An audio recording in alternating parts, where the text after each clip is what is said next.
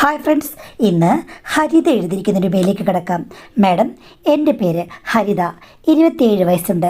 എൻ്റെ കല്യാണം കഴിഞ്ഞിട്ട് ഏകദേശം 1 വർഷമേ ആയുള്ളൂ. ഒരു ജോലി കിട്ടാൻ വേണ്ടി ഞാൻ കാത്തിരിക്കുകയായിരുന്നു. ജോലിയില്ലാതെ ഞാൻ വിവാഹം കഴിക്കില്ല എന്നുള്ള നിലയിലായിരുന്നു എൻ്റെ മനസ്സ്. കാരണം ഒത്തിരി കഷ്ടപ്പാടുകൾ ഞാൻ അനുഭവിച്ചിട്ടുണ്ട്. അങ്ങനെ ജോലി കിട്ടിക്കഴിഞ്ഞ ശേഷമാണ് എനിക്കൊരു വിവാഹാലോചന വന്നത്. ഭർത്താവിന് ഗവൺമെൻറ് ജോലിയാണ്, ഞാൻ പ്രൈവറ്റ് ബാങ്കിലുമാണ്. എന്തായാലും 2 പേരുടെ ശമ്പളം കൊണ്ട് സുഖമായി ജീവിക്കാം എന്നുള്ള നിലയാണ്. അങ്ങനെ ഞാൻ കല്യാണത്തിന് സമ്മതിച്ചു. ഭർത്താവ് ഞാൻ മനസ്സിൽ വിചാരിച്ച പോലെ ഒരാളാണ്. നല്ല പൗരുഷം, കാണാൻ സുന്ദരൻ, സൗമ്യമായ സ്വഭാവം എല്ലാമുണ്ട്. എനിക്ക് ജീവിതത്തിൽ നേരത്തെ കാമുകന്മാരുണ്ടായിരുന്നു. അല്ലറ ചുറ്റിക്കളികളൊക്കെ അവരുടെ കൂടെ ഉണ്ടായിരുന്നു. ആണെന്താണെന്നും വിവാഹം കഴിഞ്ഞുള്ള ജീവിതം എങ്ങനെയാണെന്നും ഒക്കെ എനിക്ക് മുന്നേ അറിയാം. അതൊന്നും ഇപ്പോഴത്തെ കാലത്ത് വലിയ കാര്യമൊന്നുമല്ലല്ലോ. ആരെ എങ്ങനെ വിവാഹത്തിലേക്ക് കൊണ്ടെത്തിക്കാൻ മാത്രമുള്ള പ്രേമമൊന്നും എനിക്കില്ലായിരുന്നു. പക്ഷേ കാര്യങ്ങൾ അത് നന്നായിട്ട് പഠിച്ചു വന്നവളാണ് ഞാനെന്ന് മാത്രം മാഡത്തോട് പറയുന്നു. ശീലാവതിയല്ല ഞാൻ, അത് തുറന്നു പറയാം. പിന്നെ ആണുങ്ങളും അത്ര നല്ലവരൊന്നും അല്ലല്ലോ. പെണ്ണുങ്ങൾക്ക് മാത്രമായി എല്ലാം സംവരണം ചെയ്ത് വെച്ചിരിക്കുകയാണോ? അപ്പോൾ ഞാൻ ധൈര്യത്തോടുകൂടി തന്നെയാണ് വിവാഹ ജീവിതത്തിലേക്ക് പ്രവേശിച്ചത്. മുൻപുണ്ടായ സംഭവങ്ങളെക്കുറിച്ചൊന്നും എനിക്ക് യാതൊരു വിധത്തിലുമുള്ള കുറ്റബോധമില്ല. കാര്യം അത് കല്യാണത്തിന് മുമ്പല്ലേ. എനിക്കത് പ്രശ്നമേ അല്ല. ഞങ്ങൾ പരസ്പരം ഇഷ്ടപ്പെട്ട് പല കേളി വിലാസങ്ങളും നടത്തി. അതിനിപ്പോൾ ഭർത്താവിനെന്താ, ഭർത്താവിൻ്റെ കൂടെ പോയി കഴിഞ്ഞാൽ അടങ്ങി ഒതുങ്ങി കഴിയണം, അത്രയല്ലേ ഉള്ളൂ. അങ്ങനെ ഒരു വിചാരത്തോടുകൂടിയാണ് ഞാൻ കല്യാണം കഴിച്ചത്. ആദ്യ രാത്രി തന്നെ ഭർത്താവ് എന്നോട് കുത്തി ചോദിച്ചു. ഇതിനു മുമ്പേ വിവാഹ നിശ്ചയത്തിന് സമയത്തൊക്കെ ഒത്തിരി വട്ടം വിളിച്ചിട്ടുണ്ടെങ്കിലും ഈ കാര്യത്തെക്കുറിച്ചൊന്നും സംസാരിച്ചിട്ടേ ഇല്ല. നിനക്ക് പ്രേമമുണ്ടോ, എന്തെങ്കിലും അനുഭവങ്ങളുണ്ടോ, ആദ്യമായിട്ടാണോ എന്നൊക്കെ എന്നോട് 3-4 വട്ടം ചോദിച്ചു. ഞാൻ പറഞ്ഞു, എനിക്ക് പ്രേമമേ ഇല്ല. പഠിത്തം, ബാങ്ക് കോച്ചിങ്, ബാങ്കിലെ ജോലി, ഇതിൽ മാത്രമായിരുന്നു എൻ്റെ ശ്രദ്ധ. അല്ലാതെ വേറൊന്നിലും ഞാൻ മനസ്സ് പോയിട്ടേ ഇല്ല എന്ന് പറഞ്ഞു. ഭർത്താവ് പറഞ്ഞു, ഇപ്പോഴത്തെ കാലത്തെ പെണ്ണുങ്ങൾക്കൊക്കെ 3-4 പ്രേമമുണ്ടെന്ന്. ഞാൻ വിട്ടുകൊടുത്തില്ല. ഇപ്പോഴത്തെ കാലത്തെ ആണുങ്ങൾക്ക് 10-15 പ്രേമമുണ്ടെന്ന് തിരിച്ചടിച്ചു. അപ്പോൾ ഭർത്താവിൻ്റെ മുഖം ഒന്നിരുണ്ടു. ഇങ്ങനെയൊക്കെ ചോദ്യം ചെയ്താലും ആണുങ്ങൾ അടങ്ങി ഒതുങ്ങിയിരിക്കില്ലല്ലോ. അദ്ദേഹം ഭൂഗോളം ഉരുട്ടാൻ തുടങ്ങി. ഞാനൊന്നും മിണ്ടിയില്ല. എവിടെ വരെ എങ്ങനെ പോകുമെന്നറിയാമല്ലോ. എന്തായാലും ഈ രാത്രിയിൽ ഞാൻ സ്വയം ശീലാവതിയായി ചമയണം. അങ്ങനെ അല്ലെങ്കിലും ഒന്നും അറിയില്ലെന്ന് പറയണം. വിവാഹത്തിന് മുമ്പുള്ള ദിവസങ്ങളിൽ സംസാരിച്ച പോലെയല്ല ഇപ്പം ഇങ്ങോട്ട് മണേറായി വന്നപ്പോഴുള്ള ഇങ്ങയുടെ സംസാരം. ഇങ്ങനെ സൂക്ഷിക്കണം. ഇത്തിരി സംശയരോഗിയാണെന്ന് എനിക്ക് തോന്നുന്നു. എന്തായാലും സംശയരോഗമുള്ളവർ തീർച്ചയായിട്ടും ഇതിൽ എക്സ്പീരിയൻസ് ഉള്ളവരായിരിക്കണം, അല്ലെങ്കിൽ സംശയിക്കില്ലല്ലോ. ഇതിനെക്കുറിച്ച് തിരഞ്ഞു നടക്കുന്നവർ മാത്രമാണ് സംശയിക്കുന്നത്. അതിൻ്റെ മനസ്സിൽ ഒന്ന് സ്ട്രൈക്കായി. എന്തായാലും അഭിനയിക്കണം, അല്ലാതെ ജീവിക്കാൻ പറ്റില്ല. സർക്കാർ ഉദ്യോഗസ്ഥനാണ്, വീട്ടുകാരെ കണ്ടുപിടിച്ച് ഞാനും ഇഷ്ടപ്പെട്ടതാണ്. പിന്നീട് അത് ആദ്യ ദിവസം തന്നെ കുളമാകേണ്ട അവസ്ഥ വരരുതല്ലോ എന്ന് വിചാരിച്ച് ഞാൻ ഒന്നും അറിയാത്ത ഭാവങ്ങൾ നടിച്ചു. പക്ഷേ ഇത്തിരി കഴിഞ്ഞപ്പോൾ പുള്ളി പറയുകയാണ്, അത്ര സോഫ്റ്റ് ഒന്നുമല്ല, നേരത്തെ എന്തൊക്കെയോ നടന്നിട്ടുണ്ടെങ്കിൽ എന്നോട് സത്യം പറയണം, എനിക്കൊരു പ്രശ്നമില്ലെന്ന് പറഞ്ഞു. ഞാൻ പറഞ്ഞു, നടന്നിട്ടുണ്ട്, ഞാൻ അങ്ങോട്ടും ഇങ്ങോട്ടും ഒത്തിരി, അതല്ലാതെ നിങ്ങൾ ഉദ്ദേശിക്കുന്നൊന്നും നടന്നിട്ടില്ല. ഇങ്ങനെയുള്ള കാര്യങ്ങളൊക്കെ എക്സാമിൻ ചെയ്ത് പറയാൻ നിങ്ങൾക്ക് നേരത്തെ എവിടെ നിന്നാണ് സ്പെസിമെൻ കിട്ടിയതെന്ന് ഞാൻ ചോദിച്ചു. അത് കേട്ടതോടുകൂടി പുള്ളിയുടെ മുഖം ഇരുണ്ടു. നിങ്ങൾക്ക് എക്സ്പീരിയൻസ് ഉള്ളതുകൊണ്ടായിരിക്കാം നിങ്ങൾ പറഞ്ഞത്, പക്ഷേ എനിക്കൊരു എക്സ്പീരിയൻസും ഇല്ല. നിങ്ങളുടെ എക്സ്പീരിയൻസ് എന്തൊക്കെയാണെന്ന് ആദ്യം അക്കമിട്ട് പറ, അപ്പോൾ ഞാൻ ബാക്കി മറുപടി പറയാൻ ചേട്ടാന്ന് പറഞ്ഞു. പുള്ളി അത്രയ്ക്കും വിചാരിച്ചില്ല. ചുരുക്കം പറഞ്ഞു കഴിഞ്ഞാൽ ആദ്യ രാത്രിയിൽ തന്നെ തമ്മിത്തല്ല് അനുഭവിക്കുമെന്ന് എനിക്ക് മനസ്സിലായി. ഇത്തിരി നേരം പുള്ളി മിണ്ടാതിരുന്നു. അത് കഴിഞ്ഞ ശേഷം പിന്നെയും എന്നോട് അടുത്ത് പെരുമാറി. ഞാനിപ്പോൾ പറഞ്ഞു, നിങ്ങൾക്ക് എന്തെങ്കിലും സംശയമുണ്ടായിരുന്നെങ്കിൽ വിവാഹത്തിന് മുമ്പ് എന്നോട് ചോദിക്കണമായിരുന്നു. ഞാനിപ്പോൾ ശക്തവും വ്യക്തവുമായി സംസാരിച്ചേനെ. അപ്പോൾ വിവാഹത്തിലേക്ക് എത്തിച്ചേരേണ്ട കാര്യമില്ലായിരുന്നു. കല്യാണം കഴിഞ്ഞുള്ള രാത്രിയിൽ സിനിമയിലൊക്കെ കാണുന്ന പോലെ ഇങ്ങനെയുള്ള ചോദ്യങ്ങൾ ചോദിച്ച് ബുദ്ധിമുട്ടിപ്പിക്കുന്നത് ശരിയല്ല ചേട്ടാന്ന് പറഞ്ഞു. ഉടനെ തന്നെ പുള്ളിയുടെ മുഖം മാറി. എന്നിട്ട് പറഞ്ഞു, ശരി എങ്കിൽ ഞാനൊന്നും ചോദിക്കുന്നില്ല, ഇന്ന് നമുക്ക് വിശ്രമിക്കാമെന്ന് പറഞ്ഞു. ഞാൻ ഓർത്തു, ഇനി ടെൻഷനോ മറ്റോ ആയിരിക്കാം, അതുകൊണ്ടായിരിക്കും ഇങ്ങനെയൊക്കെ ചോദിച്ചത്. വിശ്രമിക്കുകയാണെങ്കിൽ വിശ്രമിക്കട്ടെ. എനിക്ക് സത്യം പറഞ്ഞാൽ അന്ന് അങ്ങയുടെ കയ്യിൽ നിന്ന് ഒന്നും വേണ്ട, മടുത്തു. വന്നു കഴിഞ്ഞപ്പോഴേ അങ്ങനൊരു അവസ്ഥ അവസ്ഥയായിരുന്നു. എനിക്ക് പക്ഷെ ഉറക്കമൊന്നും വന്നില്ല. ഇങ്ങനെ അടുത്ത് കിടക്കുകയാണ്. എന്തൊരു വിചിത്ര സ്വഭാവമുള്ള ആളെയാണ് ഞാൻ കല്യാണം കഴിച്ചത്. ഇത് കുളമാകാൻ പോവുകയാണോ അതോ നന്നാവാൻ പോവുകയാണോ? എനിക്ക് ഒരു പിടിയും കിട്ടിയില്ല. ആലോചിച്ച് എപ്പോഴോ ഞാൻ ഉറങ്ങിപ്പോയി. പക്ഷേ വെളുപ്പാകാറായി കഴിഞ്ഞപ്പോഴേക്കും എന്തോ ഇഴയുന്ന പോലെ എനിക്ക് തോന്നി. അപ്പോൾ ഞാൻ അദ്ദേഹത്തെയാണ് കണ്ടത്. എന്താണെന്ന് ചോദിച്ചു കഴിഞ്ഞപ്പോഴേക്കും ഇപ്പോഴാണ് ശരിക്കുമുള്ള മുഹൂർത്തം എന്ന് പറഞ്ഞു മാഡം. പിന്നീട് ചാടിയൊരു വീഴ്ചയായിരുന്നു. മുയലിൻ്റെ മുകളിലേക്ക് വേട്ടപ്പട്ടി ചാടി വീഴുന്നത് പോലെ. ഞാൻ ഓർത്തു ഇന്നിവിടെ അംഗവും മാമാങ്കവും നടക്കും. പക്ഷേ എല്ലാം കഴിഞ്ഞ് വന്നപ്പോഴില്ലേ വമ്പൻ്റെ തുമ്പിന് വല്ലാത്ത തുമ്പ് കുറവ്. അതോടുകൂടി എനിക്കൊരു കാര്യം മനസ്സിലായി. ആവേശം മാത്രമുള്ളൊരു ഭർത്താവിനെയാണ് കിട്ടിയിരിക്കുന്നത്. കൂടെ കുറച്ച് സംശയങ്ങളും. എൻ്റെ നേരത്തെയുള്ള കാമുകന്മാരെ ഞാൻ കൈയെടുത്ത് കുമ്പിടുന്നു. കാര്യം അവരുടെ തലമുടി നാഴിഴ പോലും ഇങ്ങേരുടെ അടുത്തേക്ക് വരില്ല. അത്രയ്ക്കും മികച്ചവന്മാരായിരുന്നു. ഇങ്ങേരെന്താ ചീ. എനിക്ക് സംഭവിച്ച അപജയമോർത്ത് ഞാനിന്ന് ഒത്തിരി ദുഃഖിച്ചു. കണ്ടപ്പോൾ എന്തൊക്കെയോ വിചാരിച്ചു. വന്നപ്പോൾ ഊരുമില്ല പേരുമില്ല ഈരുമില്ല ഒന്നുമില്ലാത്ത അവസ്ഥ. ചീച്ചി. ഇങ്ങനെ ആർക്കും വരരുത്. ചീച്ചി ചീരനോനി ചീച്ചി എന്ന് കേട്ടിട്ടില്ലേ മാഡം? അതുപോലായിരുന്നു എൻ്റെ അവസ്ഥ. കടലിൽ കായം കലക്കി എന്നുള്ള പ്രയോഗം എനിക്ക് അന്ന് മനസ്സിലായി. തണ്ടും തടിയും ഉണ്ടെന്നേ ഉള്ളൂ. കൂടെ സംശയവും. വേറൊന്നുമില്ല. മല പോലെ വളരുന്ന ഇയാൾക്ക് എലി പോലെയുള്ള മതിപ്പ് പോലും ദൈവം കൊടുത്തില്ലല്ലോ എന്നോർത്ത് കഴിഞ്ഞപ്പോഴേക്കും എനിക്ക് എന്തോ പറയാൻ വയ്യാത്ത ഒരു കുണ്ഠിതം തോന്നി. പറഞ്ഞിട്ടിനി കാര്യമില്ല, സഹിക്കുക തന്നെ. അതുകൊണ്ട് ഞാൻ അരങ്ങത്ത് നടന്ന സംഭവങ്ങൾ പാടെ വിസ്മരിച്ചു. എന്തെങ്കിലും ആയിക്കോട്ടെ, ആരെങ്കിലും തൊട്ടിലാട്ടിക്കോട്ടെ, ഊഞ്ഞാൽ വെറുതെ കിടന്ന് ആടട്ടെ അല്ലെങ്കിൽ ആട്ടട്ടെ, എനിക്കെന്താ ഒന്നുമില്ല. ഈ വിവാഹ ജീവിതം അഡ്ജസ്റ്റ് ചെയ്യണം. 2-3 വർഷമെങ്കിലും പോകട്ടെ, അല്ലാതെ എങ്ങനെയാണ് എന്ന് വിചാരിച്ച് ഞാൻ അദ്ദേഹത്തിൻ്റെ ഒരു കാര്യങ്ങൾക്കും മറുപടി പറഞ്ഞില്ല. എന്തെങ്കിലും അദ്ദേഹത്തിന് ഇഷ്ടം നടന്നോട്ടെ എന്നുള്ള രീതിയിൽ ഞാൻ അടുത്ത ദിവസങ്ങളിൽ സഹിക്കാൻ തുടങ്ങി.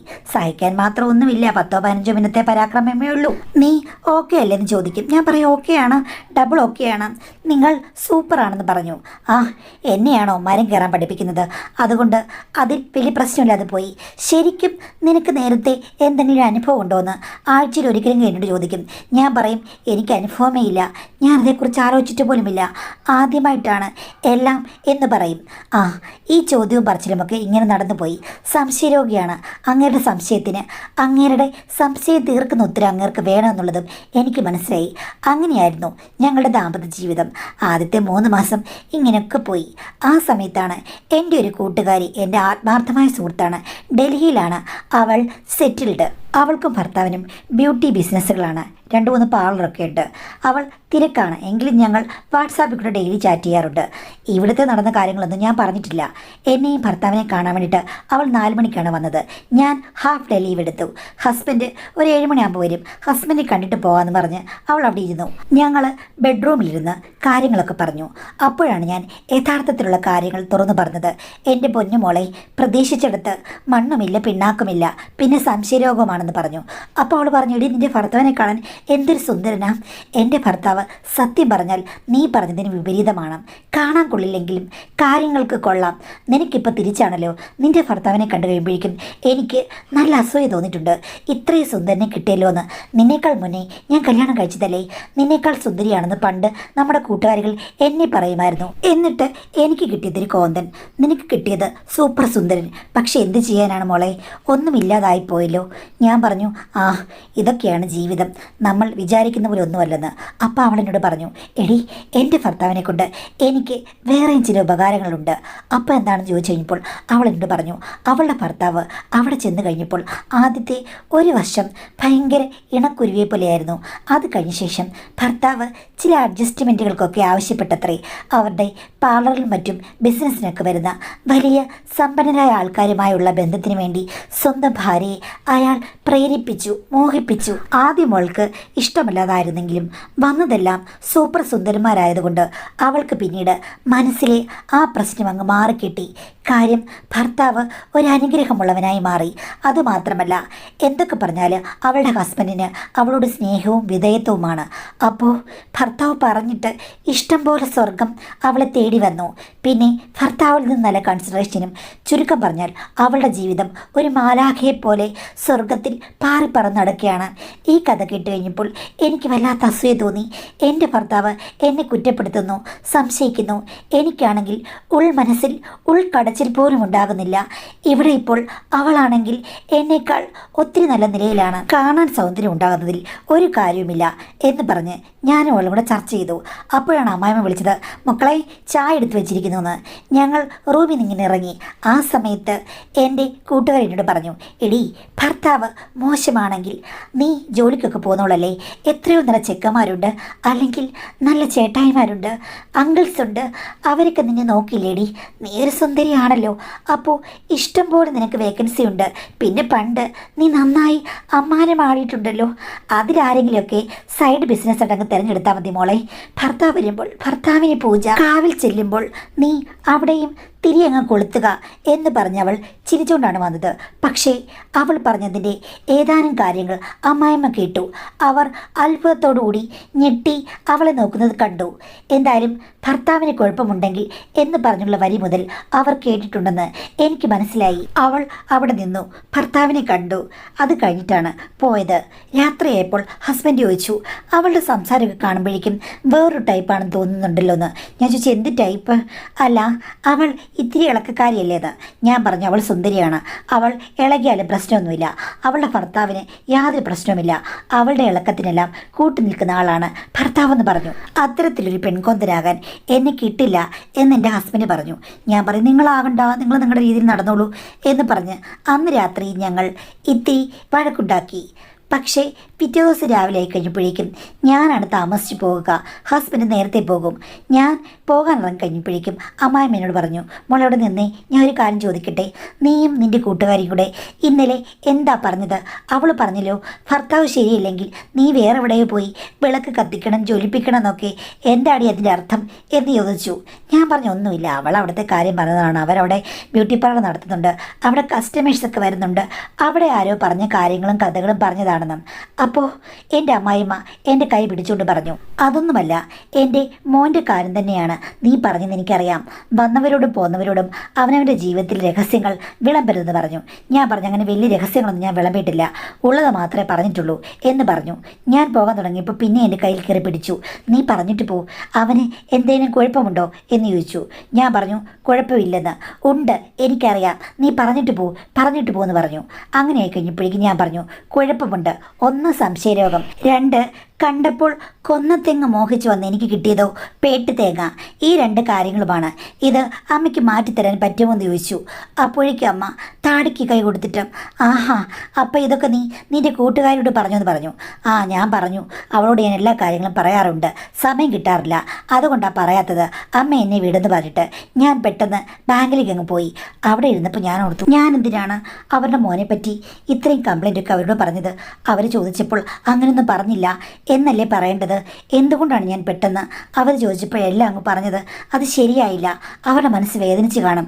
ഇനിയിപ്പം മോൻ വരുമ്പോൾ മണിമണിയായിട്ട് കാര്യങ്ങൾ പറയും, രാത്രിയാകുമ്പോൾ അങ്ങേര് കുണുകുണാ തുടങ്ങും എന്ന് ഞാൻ ഓർത്തു മാഡം. പക്ഷേ വൈകുന്നേരം വന്നു കഴിഞ്ഞപ്പോഴേക്കും അമ്മായിമ്മ എന്നിങ്ങനെ ജസ്റ്റ് നോക്കിയതല്ലാതെ പ്രത്യേകിച്ച് ഒന്നും മിണ്ടിയില്ല, മകനോടും ഒന്നും പറഞ്ഞില്ല. പിന്നീട് അടുത്ത അവധി ദിവസം ആ സമയത്ത് അമ്മായച്ചൻ അവിടെ ഇല്ലായിരുന്നു. പുള്ളിക്ക് ഒരു ജോലിയുണ്ട്, റിട്ടയർ ആയ ആളാണ് സർവീസിൽ നിന്ന്. പുള്ളി വേറെന്തോ സംഘടനാ പ്രവർത്തനങ്ങളുമായി ഇടയ്ക്കൊക്കെ എവിടെയെങ്കിലുമൊക്കെ പോകും. ആ സമയത്ത് ഹസ്ബൻഡുമില്ല, ഞാനും അമ്മായിമ്മ കൂടി ഇരിക്കുകയാണ്. അമ്മായിമ്മ എൻ്റെ അടുത്ത് വന്നിരുന്നിട്ട്, എടി, നീ അന്ന് പറഞ്ഞില്ലേ ആ കാര്യങ്ങളൊക്കെ സത്യം തന്നെയാണോ? ഞാൻ പറഞ്ഞ ആണ്. അമ്മയ്ക്ക് മാറ്റാൻ പറ്റുമോ? എടി, എനിക്കവനെ മാറ്റാനൊന്നും പറ്റില്ല.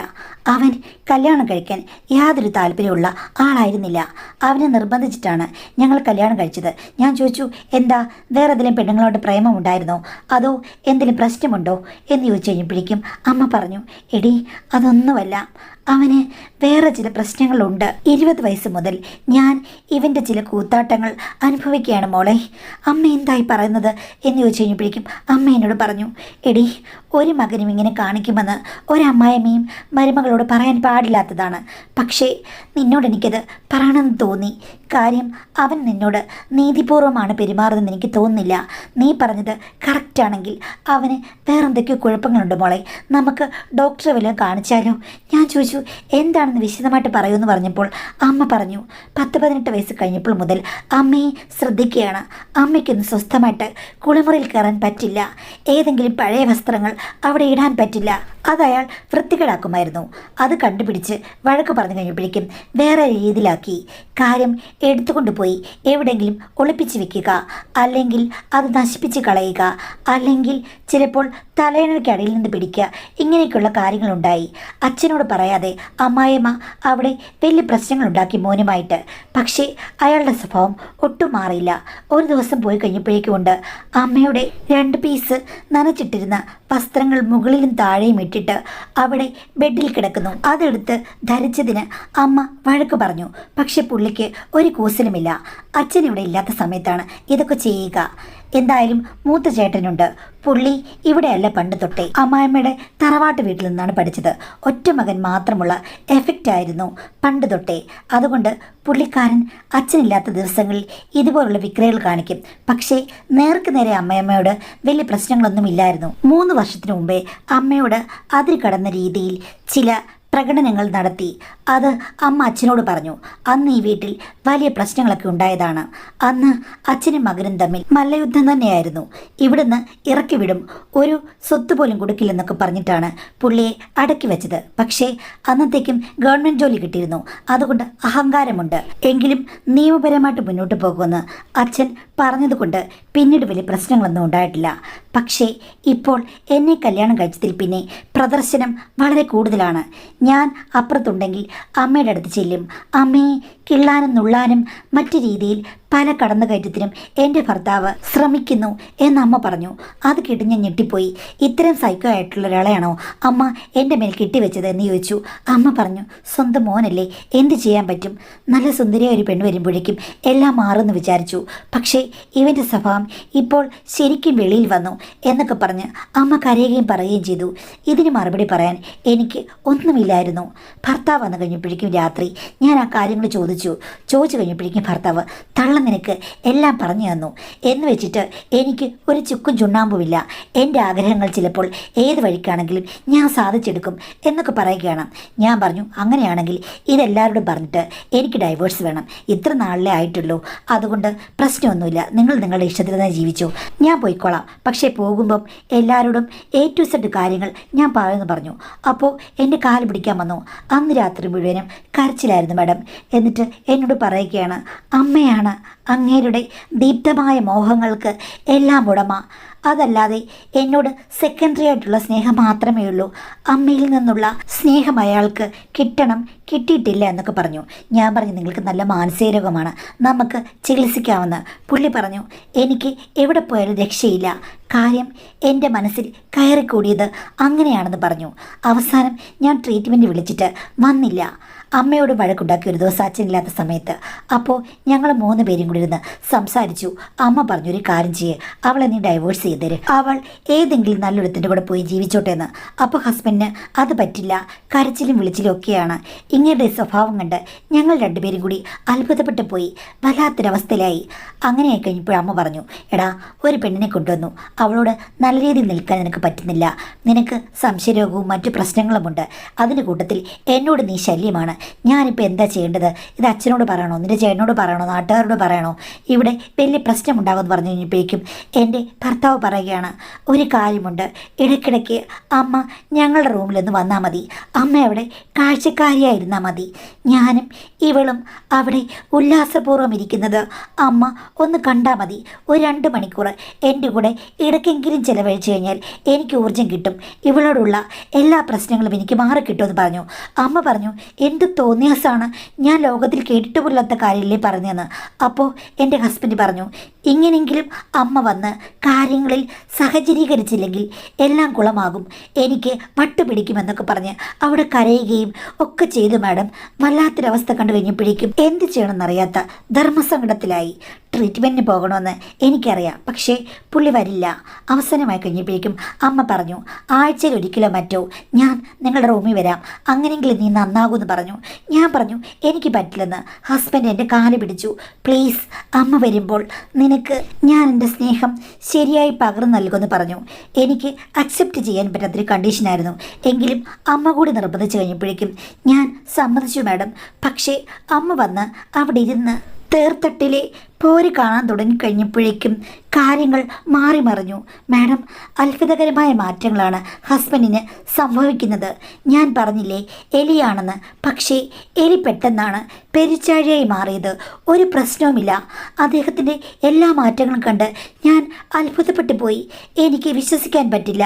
നാണമൊക്കെ ഉണ്ടെങ്കിലും അല്ലെങ്കിൽ അമ്മയോട് ഇരിക്കുന്നുണ്ടെങ്കിലും അദ്ദേഹത്തിന് ആ രംഗം നന്നായി തീർക്കാൻ സാധിക്കുന്നു. അപ്പോൾ അഭൂതപൂർവമായ ഒരു പ്രകാശവലയമാണ് അദ്ദേഹത്തെ ബാധിക്കുന്നത്. എനിക്ക് ആദ്യത്തെ 2-3 തവണ ഒന്നും അങ്ങോട്ട് ഇഷ്ടമായില്ല. പക്ഷേ അത് കഴിഞ്ഞ ശേഷം എനിക്ക് മനസ്സിലായി ഹസ്ബൻഡിൽ എല്ലാ ഒളിഞ്ഞുകിടപ്പുണ്ട്. പക്ഷേ അമ്മയുണ്ടെങ്കിൽ മാത്രമേ അത് ശക്തിമത്താകൂ. പക്ഷേ എല്ലാ സമയത്തും അതിനുള്ള സാഹചര്യമില്ലല്ലോ. അതുകൊണ്ട് ആഴ്ചയിൽ ഒരിക്കലാണ് അമ്മ ഞങ്ങളുടെ റൂമിലേക്ക് വരുന്നത്. അച്ഛനെവിടെയെങ്കിലും പോകുമ്പോൾ ചിലപ്പോൾ അത് 10 ദിവസം 11 ദിവസമൊക്കെ ആകും. ആ സമയത്ത് ഹസ്ബൻഡ് അസ്വസ്ഥനാകാറുണ്ട്. ഇനിയിപ്പോൾ അമ്മ വന്നു കഴിഞ്ഞാൽ അന്നത്തെ ദിവസം എനിക്ക് പെർഫെക്റ്റ് ഭർത്താവുമായിരിക്കും. അല്ലാതെ ഞാൻ എന്തെങ്കിലും സ്നേഹപ്രകടനങ്ങളോ ഇങ്ങോട്ടാണെങ്കിലോ ഒരു ഗുണവും ഫലവുമില്ല. പണ്ടത്തെ എലിക്കുഞ്ഞ് പിന്നെയും എലിക്കുഞ്ഞായി മാറും, അല്ലെങ്കിൽ പെരിച്ചാഴി. എന്തുകൊണ്ടാണ് ഇങ്ങനെ സംഭവിക്കുന്നതെന്ന് എനിക്ക് എത്ര ആലോചിച്ചിട്ട് മനസ്സിലാകുന്നില്ല. ഒരു പുരുഷൻ്റെ യഥാർത്ഥ രൂപവും ഭാവവുമൊക്കെ സാഹചര്യം അനുസരിച്ചിട്ടാണെന്നുള്ളത് എനിക്കിപ്പോഴാണ് മനസ്സിലായത്. എനിക്ക് ഇതിൽ ഒരു മറുപടിയും കണ്ടെത്താൻ പറ്റുന്നില്ല. ഈ പ്രശ്നം തീർത്തെടുക്കാൻ പറ്റില്ലെന്ന് എനിക്കറിയാം മാഡം. എങ്കിലും ഈ ഒരു വല്ലാത്ത അവസ്ഥയിൽ കൂടിയാണ് ഞാൻ കടന്നു പോകുന്നതെന്നാണ് എനിക്ക് പറയാനുള്ളത്. അമ്മായിമ്മയുമായിട്ട് ഞാൻ ഡിസ്കസ് ചെയ്യാറുണ്ട്. അമ്മ പറയും ജീവിതമല്ലേ, പ്രശ്നമൊന്നുമില്ലല്ലോ, ഞാൻ വന്ന് അവിടെ ഇരുന്നാൽ മതി. ഞാൻ നോക്കുന്നുണ്ടോയെന്നൊന്നും അവൻ ശ്രദ്ധിക്കാറില്ല. ഞാൻ ശ്രദ്ധിക്കുമൊന്നുമില്ല. എൻ്റെ പൊന്നുമോളെ, എങ്ങനെയെങ്കിലും അവൻ്റെ ഭാര്യയായിട്ടിരിക്കുക, അഡ്ജസ്റ്റ് ചെയ്ത് മുന്നോട്ട് പോകൂ. ഞാനുള്ളപ്പോഴൊക്കെ ഞാൻ സഹായിക്കാം എന്നാണ് അമ്മായിമ്മ പറഞ്ഞത്. ഇത്രയും വലിയ രഹസ്യം ഒളിപ്പിച്ചിട്ടാണ് എൻ്റെ ജീവിതം മുന്നോട്ട് പോകുന്നത്. ജീവിതം ഇത്രയും വലിയ അഡ്ജസ്റ്റ്മെൻ്റ് ആകുമെന്ന് ഞാൻ കരുതിയില്ല മാഡം എന്നാണ് പറഞ്ഞിരിക്കുന്നത്. അപ്പോൾ തീർച്ചയായിട്ടും ഇതൊരു വമ്പൻ അഡ്ജസ്റ്റ്മെൻറ്റ് തന്നെയാണ്. എല്ലാവർക്കും ഇത്തരം കാര്യങ്ങൾ ഉണ്ടാകില്ല. വളരെ അപൂർവമായിട്ട് മാത്രമേ ഇത്തരം അവസ്ഥകൾ ഉണ്ടാകാറുള്ളൂ. എങ്കിലും മനുഷ്യൻ്റെ മനസ്സ് എത്രത്തോളം കോംപ്ലിക്കേറ്റഡ് ആണെന്നുള്ള ഒരു ഉദാഹരണമാണ് ഈ കഥ. അയാൾക്ക് അയാളുടെ അമ്മയോട് അമിതമായിട്ടുള്ള പല കൺസെപ്റ്റുകളും സ്നേഹങ്ങളും തീവ്രമായ മറ്റു പലതുമുണ്ട്. നമുക്ക് കേട്ടപ്പോൾ മനസ്സിലായി അയാൾക്ക് കൗൺസിലിങ്ങും സൈക്കോതെറാപ്പിയും ഒക്കെ കൊടുക്കേണ്ട മാനസികമായ ഒരു സ്ഥിതിവിശേഷമാണ്. നമുക്ക് അക്സെപ്റ്റ് ചെയ്യാൻ പറ്റുന്നൊരു കാര്യമല്ല. പക്ഷേ പൂച്ചയ്ക്കാരമാണ് കിട്ടുമെന്ന് പറഞ്ഞതുപോലെ ആരാണതിന് തയ്യാറാകുക? അപ്പോൾ പിന്നെ അഡ്ജസ്റ്റ് ചെയ്ത് മുന്നോട്ട് പോകാനാണ് ഇഷ്ടമെങ്കിൽ അങ്ങനെ ചെയ്യുക, അല്ലെങ്കിൽ ആ ബന്ധത്തിൽ നിന്ന് പിന്മാറുക, വേറെ നല്ലൊരു ജീവിതം കണ്ടെത്തുക. അതല്ലാതെ ഇപ്പം ഈ അവസ്ഥയിൽ കൂടുതൽ എനിക്കൊന്നും പറയാനില്ല. വ്യത്യസ്തമായ കാര്യങ്ങൾ മനുഷ്യൻ്റെ ജീവിതത്തിൽ നടക്കുന്നുണ്ടെന്ന് ഇപ്പോൾ ഭാവനയാണെങ്കിൽ കൂടിയും ചിലപ്പോൾ ഇങ്ങനെ സംഭവിച്ചേക്കാം, നമുക്ക് പറയാൻ പറ്റില്ല.